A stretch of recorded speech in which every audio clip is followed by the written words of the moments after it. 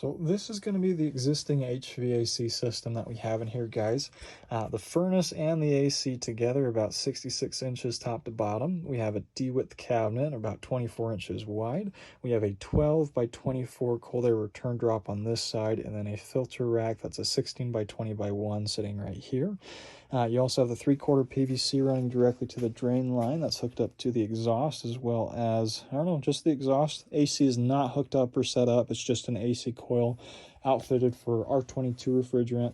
Line set is ran already, as well as the electrical, but we are not really worried as much with this AC setup on this side. We're more focused on adding an AC to the upstairs unit to get them cool air up there, and that should transpire downward, and then just help out to cool the entire house down overall, because the basement stair is pretty cool. So that's kind of what we're looking at here.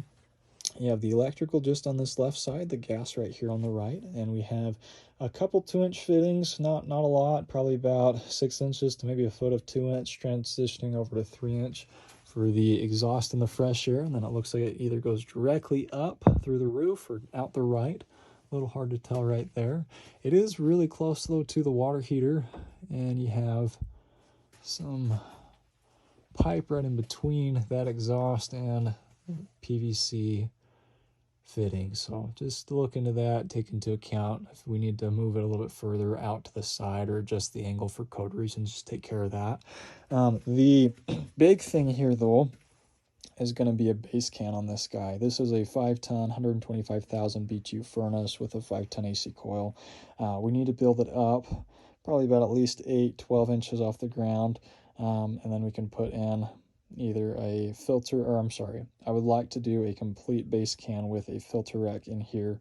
That way it's just a nice easy open. Just put in a 20 by 25 by 1 filter, close it up. Real simple to do instead of using this guy, and we can either just keep that there or just seal it up for them. That way that should allow more airflow for the system and then be up to code for today's purposes. And that's the majority of everything here, guys. You have quite a bit of room to work in compared to like a crawl space or anything, and I'm sure we can move some stuff out of the way when we need to, but that's really what we're looking at.